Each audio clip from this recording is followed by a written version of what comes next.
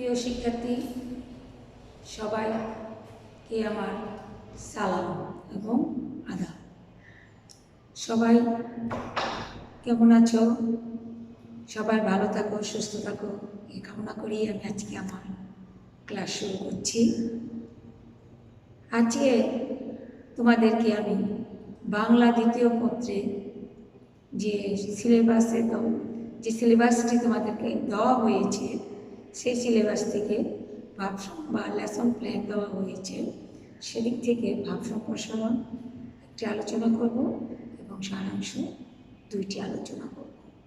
ভাব সম্প্রসারণ আলোচনা করব পরিশ্রম সৌভাগ্যের ওষুধ। দিচ্ছি তোমাকে আমি ভাব সম্প্রসারণ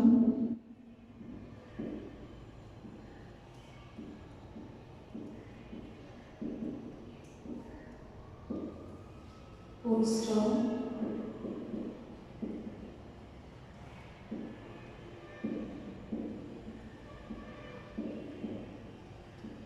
সৌভাগ্যের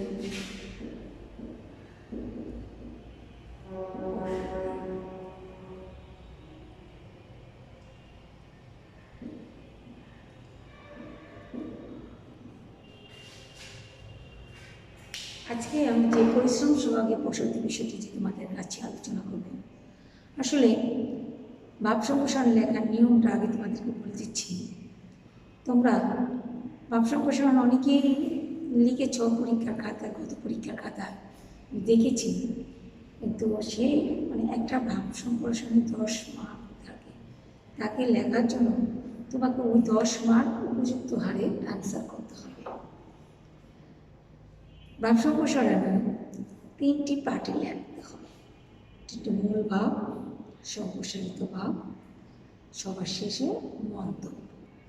এখন মূল ভাব হলো যে ভাব সম্প্রসারণ মূলে যে বিষয়টা নিয়ে আমরা আলোচনা করব, সে বিষয়ে মূল বিষয়গুলো যাতে মূলভাবে চলে আসে।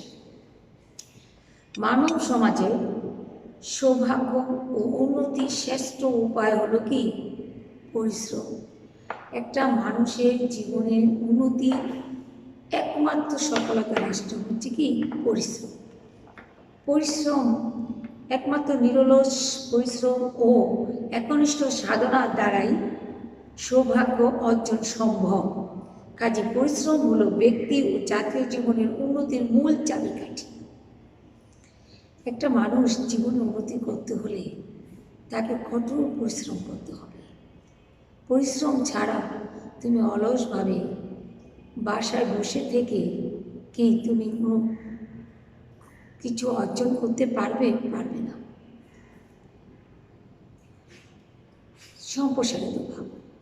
সম্প্রসারিত ভাবে বিস্তারিত, এটা আমি এখন যেটা বললাম সেটা হলো কি? মূল ভাব। এখন যা বিস্তারিত আলোচনা করব সেটা সম্প্রসারিত ভাব। পৃথিবীতে সুখ সমৃদ্ধি উন্নতি করতে হলে পরিশ্রমের বিকল্প নেই।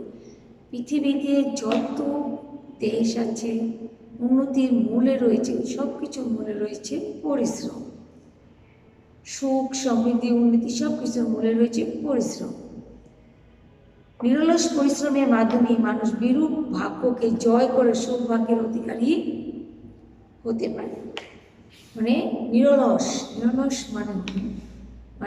একাধারে একনিষ্ঠভাবে পরিশ্রম করে যাওয়া এবং সে তোমার লক্ষ্য অর্জনের পথে পৌঁছে যাওয়া, তাহলেই তুমি কাজটি সৌভাগ্যের সফলতায় অর্জন করতে পারবে। জন্মের সময় কেউ পৃথিবীতে সৌভাগ্য নিয়ে আসে না। মানুষ যখন পৃথিবীতে আসে তখন কিন্তু কেউ তার ভাগ্য কি আছে, না ভালো আছে না মন্দ আছে, সেটা কিন্তু কেউ জানেও না, বুঝতেও পারে না সেটা না। কিন্তু সেটাকে পরিবর্তন করা একমাত্র সম্ভব কি? পরিশ্রমের মাধ্যমে। কিন্তু সবাই সৌভাগ্যের আশা করে কিংবা ভাগ্যের দোহাই দিয়ে বসে থাকলে চলবে না। যে আমার সৌভাগ্য চলে আসবে, আমার জন্য ভালো কিছু চলে আসবে, আমাকে কিছু করতে হবে না, এই আশা করে চুপচাপ বসে থাকলে চলবে না।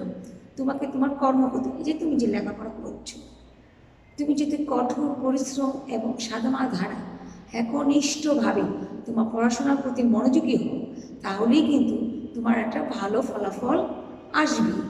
আর যদি তুমি বলো না আমি তো পাশ করবই, এ ধরনের মনোভাব যদি থাকে, তাহলে কিন্তু তুমি কখনোই কোনো ভালো রেজাল্ট করতে পারবে না। ঠিক আছে?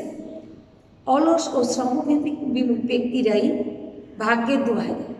যারা শুধুমাত্র অলস এবং শ্রমবিমুখ মানে যারা পরিশ্রম করতে চায় না, তারাই শুধু ভাগ্যের দোহাই দেয় যে না, আমার ভাগ্যে কোনো পরিবর্তন হবে না, আমার ভাগ্যে এটাই ছিল, এটাই ছিল, সেটা মেনে নেয়। কিন্তু আসলে সে যে পরিশ্রম করছে না, অলসতাই তাকে ঘিরে রেখেছে, সেটা সে বুঝতেই পারছে না। বুঝতে পেরেছো সবাই? অলস এবং সৌভাগ্যের পরিচিত পৃথিবীতে সফল ব্যক্তি হিসেবে যারা পরিচিত, তাদের সৌভাগ্যের সাফল্যের পিছনে প্রধান কাজ করছে কি? পরিশ্রম। মানুষের শক্তি, সম্মান, উন্নতির প্রকৃষ্ট ভিত্তি হলো কি? পরিশ্রম। যারা শ্রমবিমুখ, অলস কিংবা পরিশ্রমে অপারক জীবন সংগ্রামে, তাদের পরাজয় নিশ্চিত। মানে যারা শ্রমবিমুখ, অলস, তার মানে পরিশ্রমে অপারক, তাদের জীবন সংগ্রাম একদম কি? জীবন সংগ্রামে পরাজয় নিশ্চিত। যেমন ধরো তুমি একটা জীবনে একটা লক্ষ্যে পৌঁছাতে চাও, যদি লক্ষ্যে পৌঁছাতে হয় তাহলে কি তোমাকে তো কঠোর পরিশ্রম করতে হবে। পরিশ্রম ছাড়া কি তুমি পারবে? পারবে না। তাই তুমি উন্নত দেশের দিকে তাকাও, বিভিন্ন বিজ্ঞানীরা রয়েছে তাদের দিকে তাকাও, তারপর যে আমাদের জননেত্রী যে শেখ হাসিনা, ওনার দিকে তাকাতে পারো। কারণ উনি যেভাবে দেশকে পরিশ্রমের মাধ্যমে উন্নতির চরম শিখরে নিয়ে যাচ্ছে, তার একমাত্র প্রচেষ্টা হলো পরিশ্রম। তিনি চেষ্টা করছে কীভাবে দেশকে উন্নতির দিকে নেওয়া যায়, কীভাবে দেশের উন্নতি করা যায়, কীভাবে দেশের মানুষের কল্যাণ করা যায়। তাই তোমাকে সেভাবেই চলতে হবে, তাহলেই তুমি উন্নতির চরম শিখরে পৌঁছাতে পারবে। বর্তমান যুগে প্রতিদ্বন্দ্বিতার জন্য, এই যে প্রতিদ্বন্দ্বিতা মানে কার আগে, তোমাদের পরীক্ষার কথাই চিন্তা করো। কেউ যদি 1 নম্বর বেশি পাচ্ছে ফার্স্ট, কেউ যদি 2 নম্বর বেশি পায়, তাহলে যে ফার্স্ট হয়েছে তাকে বাদ দিয়ে 2 নম্বর যে বেশি পেয়েছে তাকেই ফার্স্ট করা হয়। এই যে প্রতিদ্বন্দ্বিতা কেন? আমি ওর চেয়ে ভালো করতে চাই, ও যা করেছে তার চেয়ে ভালো করতে চাই।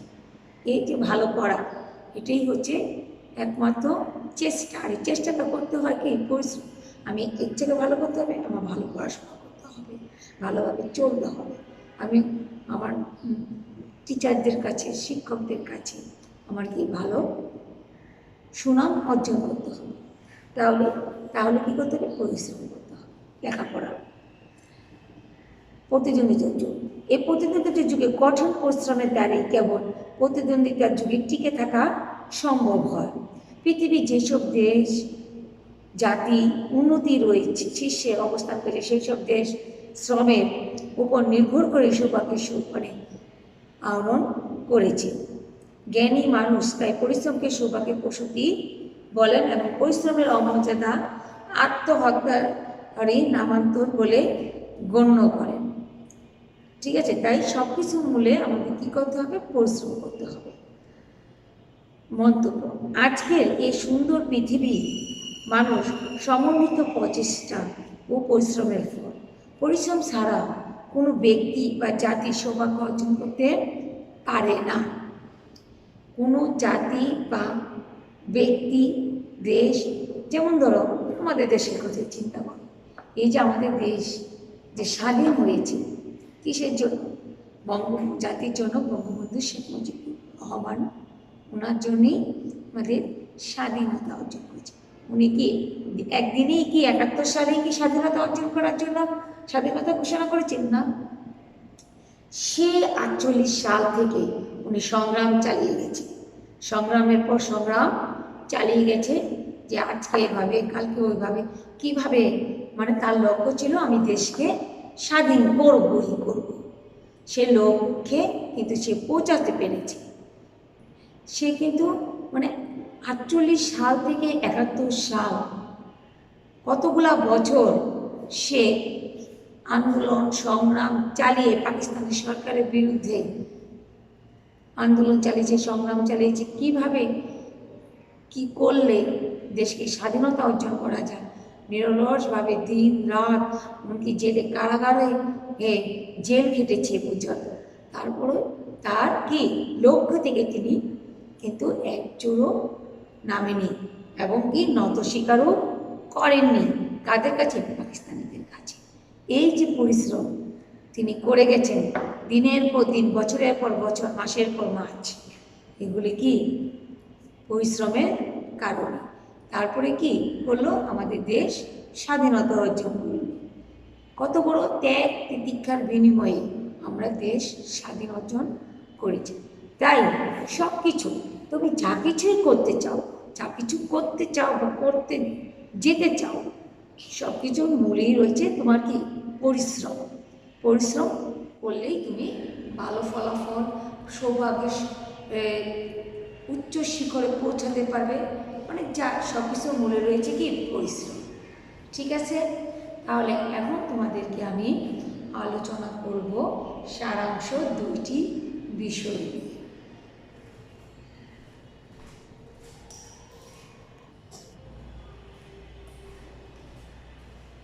সারাংশ নিয়ে যে তোমাদের আলোচনা করব, 1 নম্বরটা হলো তোমাদের মেন বই আছে, যে বোর্ড বই, যে বাংলা বিজ্ঞপত্র, সে বইয়ের 71 পৃষ্ঠার 3 নম্বর সারাংশটি তোমাদের সিলেবাসে দেওয়া আছে।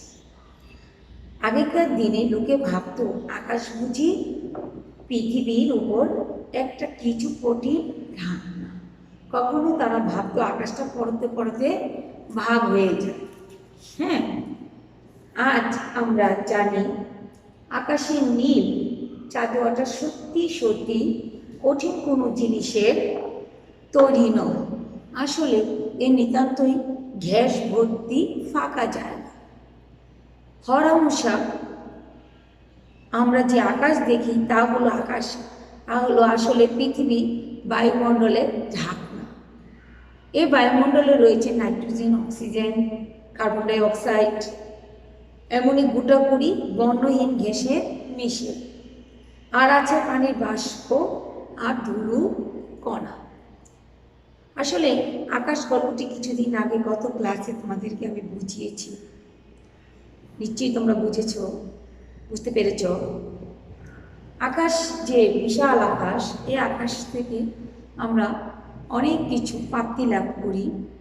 এই প্রাপ্তি আসলে এটা প্রকৃতির দান, সৃষ্টিকর্তার দান। আমরা কেউই কিন্তু সেটা সৃষ্টি করিনি। যে আগের দিনে যে লোকে ভাবতো আকাশভূতি পৃথিবীর একটি কঠিন ঢাকনা, আসলে প্রাচীনকালে মানুষের নানা রকম ধ্যান ধারণা ছিল।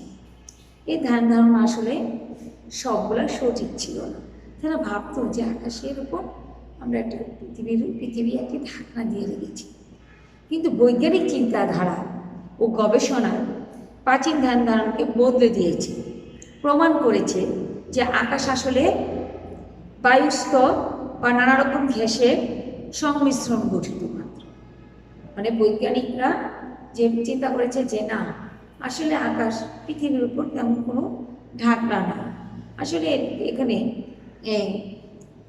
বৈজ্ঞানিকরা প্রমাণ করেছে যে আকাশে আসলে রয়েছে বায়ুস্তর, যে বায়ুগুলো আমরা সাধারণত আমাদের শ্বাস প্রশ্বাস নিতে ছাড়তে আমরা ব্যবহার করে থাকি। অক্সিজেন আমরা গ্রহণ করি, কার্বন ডাই অক্সাইড ছেড়ে দেই, নাইট্রোজেন আমাদের বিভিন্ন কাজে লাগে। সেগুলো মানে বর্ণহীন বিভিন্ন রকম রং ধারণ করে। এই রং ধারণ থেকে পানির যে বাষ্প ধূলির কণাগুলো সংমিশ্রণে গঠিত হয় গ্যাসের, এই সংমিশ্রণটাই হচ্ছে আকাশ।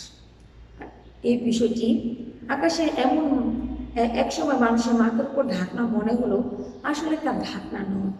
তা বায়ু বিপুল ছিল। এখানে প্রায় 20টি বর্ণহীন গ্যাস ও পানির বাষ্প আর ধূলির কণা মিশে আছে। ঠিক আছে?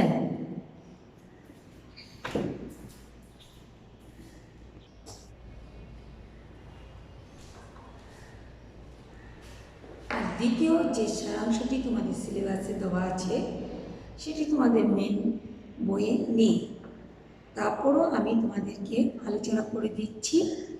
তোমরা তোমাদের যে একটি ব্যাকরণ বই আছে স্কুলতে বুক লিস্ট থেকে দেওয়া আছে সেই বই পেয়ে যাবে, আর না পেলেও অন্য বই থেকে সংগ্রহ করে নেবে। বিদ্যা মানুষের অমূল্য সম্পদ, এ বিষয়ে কোনো সন্দেহ নেই। আসলে বিদ্যা আসলে এমন এক জিনিস যেটা কেউ কাউকে দিতে পারে না।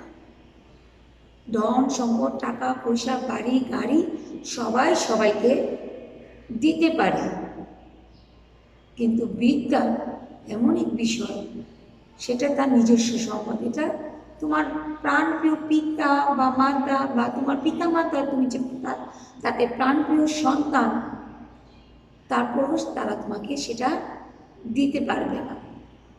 ঠিক আছে? কিন্তু চরিত্র তদপেক্ষা অধিকতর মূল্যবান। হ্যাঁ, বিদ্যা অনেক মূল্যবান, কিন্তু তাই চরিত্র যাচ্ছে খুব বেশি মূল্যবান। অতএব কেবল বিদ্বান বলেই কেউ কোনো লোক সদা দল লাভের যোগ্য বলে বিবেচিত হতে পারে না। হ্যাঁ, একজন ব্যক্তি বিদ্বান হতে পারে, কিন্তু চরিত্র যাচ্ছে খুব মূল্যবান। সে বিদ্যা অর্জন করলো, বিশাল বড় ডাক্তার, ইঞ্জিনিয়ার, শিক্ষক হলো, কিন্তু তার চরিত্র যদি সঠিক না থাকে, ঠিক না থাকে, তাহলে তো তাকে কেউ সম্মান করবে না, যে তার সংস্পর্শে কেউ আসবেও না, কেউ আসবে না, যে তার চরিত্র খারাপ, তার সাথে আমরা চলবো না, সে ভালো কাজ করে না, খারাপ কাজ করে। তোমরা কি যারা ভালো কাজ করে তাদের সঙ্গে যারা খারাপ কাজ করে তাদের সঙ্গে থাকবে? তোমাদের বন্ধুদের মধ্যে যদি কোনো দুষ্টামি করে বা কোনো অন্যায় করে, তোমরা কি তাদের সাথে চলবে? বন্ধুত্ব সম্পর্ক নষ্ট করে দেবে না? সেরকমই চরিত্র সে বিষয়। একজন ব্যক্তি বিদ্বান হয়ে যদি তার চরিত্র খারাপ থাকে, তার সংস্পর্শে কেউ আসে না। তথাপি তার সঙ্গ পরিত্যাগ করাই শ্রেয়, তাই তার সাথে না চলাফেরা করাই ভালো। প্রবাদ আছে যে কোনো বিষধর সাপের মস্তকে মণি থাকে, মণি মূল্যবান বটে, কিন্তু তাই বলে যেমন মণি লাভের নিমিত্ত বিষধর সাপের সহচর্য বুদ্ধিমানের কাজ নয়।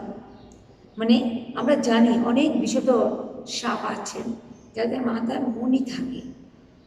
মণি অনেক মূল্যবান, যে মণি পাবে তার জীবন ধন্য, তার জীবনে আর কোনো কাজ করতে হবে না।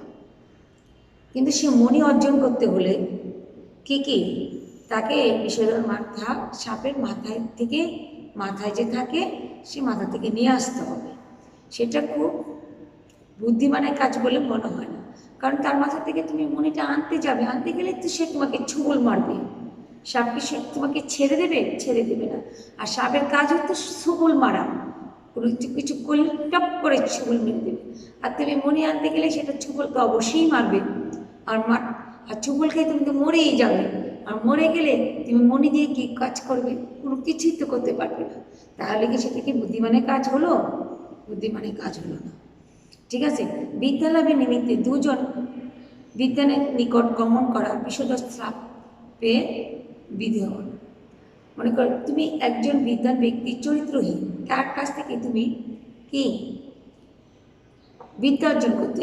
একজন বিদ্বান ব্যক্তি চরিত্রহীন, কিন্তু তার কাছে তুমি বিদ্যা অর্জন করতে গেলে, কিন্তু তার কাছ থেকে বিদ্যা অর্জন করতে গেলে তোমার বিদ্যা তো তোমার অর্জন হবেই না, তোমার চরিত্রটাও নষ্ট হয়ে যাবে।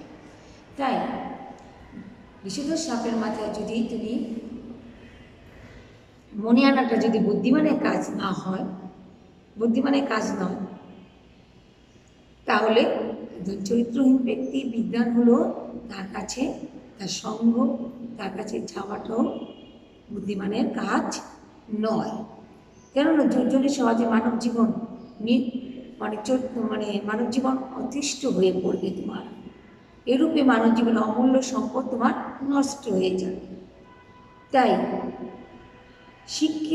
চরিত্রহীন মানুষ যত শিক্ষিত হোক না কেন তার সঙ্গ পরিত্যাগ করাই কি শ্রেয়।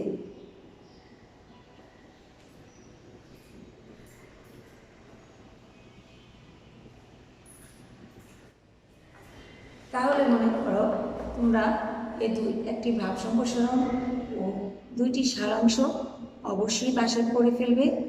আগামী ক্লাসে তোমাদের সাথে আবার সাক্ষাৎ হবে। আজকে এখানেই আমার ক্লাস সমাপ্ত।